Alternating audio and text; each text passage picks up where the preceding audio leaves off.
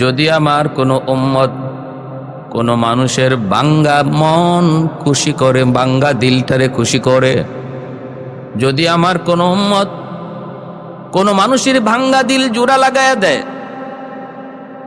আল্লাহ পাক রব্বুল আলামিন তার উপর খুশি হইয়া একটা ফেরেশতা আল্লাহ তার জন্য সৃষ্টি করে দেন।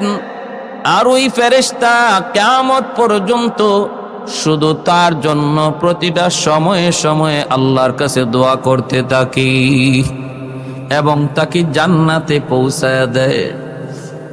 সুবহানাল্লাহ। তাহলে কি বুঝলাম?